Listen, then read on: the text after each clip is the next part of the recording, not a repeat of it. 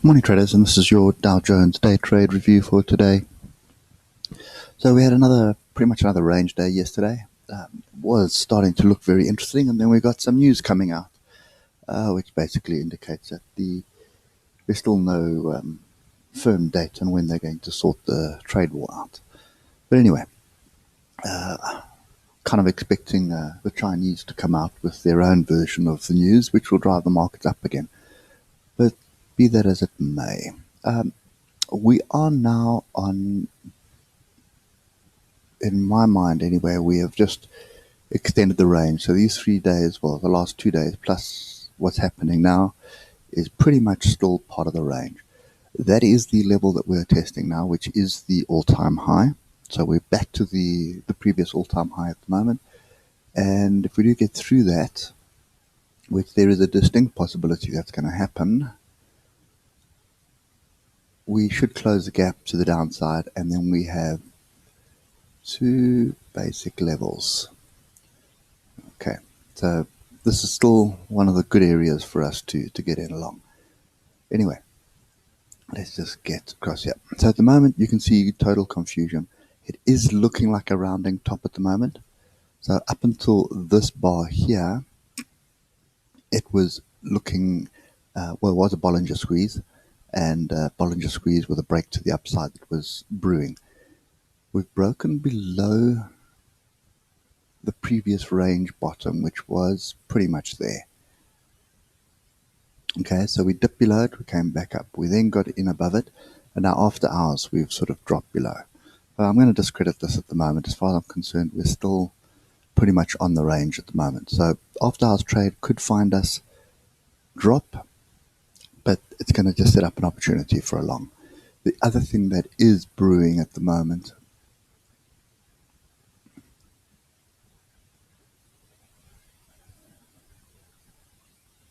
is it's now starting to take some structure as a channel to the downside or a flag. Okay.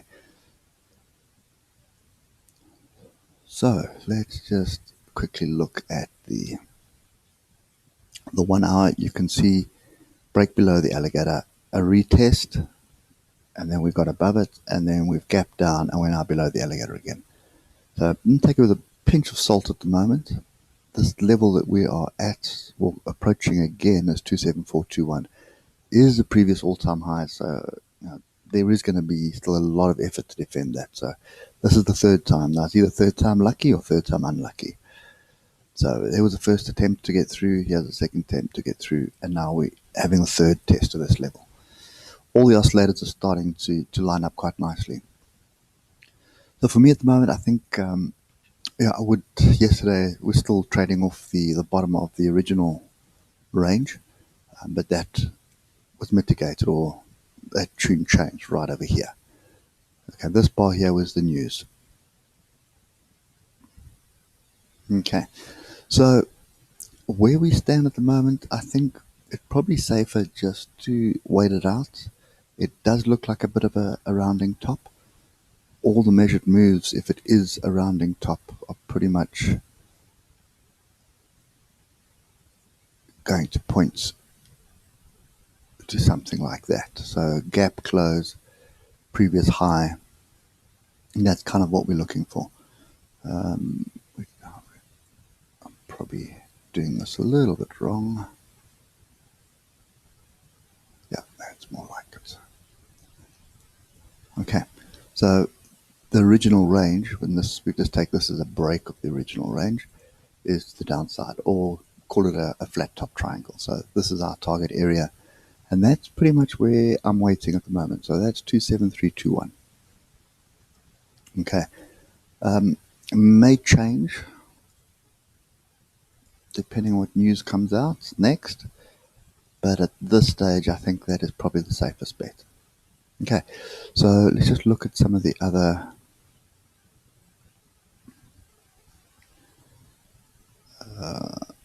scenarios here. So you can see 3 hour squeeze was pretty much brewing quite nicely. I think what I must do is just show it this way. Okay, this is a busy It's a busy picture, but pretty much it's Bollinger Bands, which are the dark blue lines, and it's 100, 200 moving average. But what I'm looking at is the stochastics here, and this is just simply an RSI. So when we, if you followed my 927th strategy, when we have a crossing of the stochastics pretty high up and one low down, which is what was happening here, and normally inside a Bollinger Squeeze, that is an indication of a move to the upside. And then the news came and then just turned the stochastics back down. Okay, so up until sort of this bar here, let's put a level in there. So just prior to the news, you can see we're starting to round, starting to cross, RSI in a pretty good position as well in a Bollinger Squeeze. So normally when you see that, you've got an indication to the upside. Now, that doesn't mean that that is mitigated completely. It could still happen. Okay, so, but anyway, just something to bear in mind. We are in a Bollinger Squeeze. That's the most important thing. And normally when you get a Bollinger Squeeze, you're going to get a break one way or another. It's very difficult to ascertain which way, so that's why you use your oscillators to see what's actually going on and then take the trade accordingly. The last stop is really the ichimoku, and we look at the ichimoku because it's a fairly good indication of trend for us.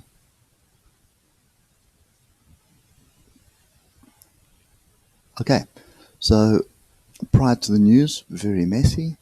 After the news, well, during the news, even more messy. And then we broke above the alligator. Now we've gapped below and we are below the alligator. But look at Chicospan. Chicospan. Where's Chicospan? Chicospan is through price. Here it is here. It's bearish. The cloud is bearish. And Kijinson is bearish at the moment. So I would still expect a bounce off the bottom here, back up to the cloud anyway. 3 hour, we've got a bearish crossover under the cloud, which is very bearish. No, sorry, not 3 hour, 30 minute. So we've got a bearish crossover here. We've got a bearish view of Chicospan, and we've got a twist in the cloud. So that's 3 bearish signals. I would still want to see a bit of a pullback into this area before even looking at a short. And I'm not entirely convinced that this after hours action is correct, because the buyers did step in at the bottom of the range. Once the news came out, they still stepped in and scaled back in. So the 1 hour, bearish twist, bearish. We are still in the cloud at the moment, so that is pretty bearish right now. And then the 4 hour is still bullish, but you can see Kijinson is now moving up, which is a good sign. Okay, so this is still bullish, but look at the price action, lots of confusion here. And the last one is the daily, which is still bullish, but we are far away from Kijinson, so that's something that needs to be addressed pretty quickly. So in other words, we need some kind of a pullback or longer consolidation for Kijinson to pull up. So low time frames is very, very messy at the moment. Higher time frames are still fairly bullish, but I think for me the next level is the key to this, and that is pretty much around here at 27,323. Okay, anyway guys, that's it for me today. I hope that helps. And oops, sorry, last thing you need to do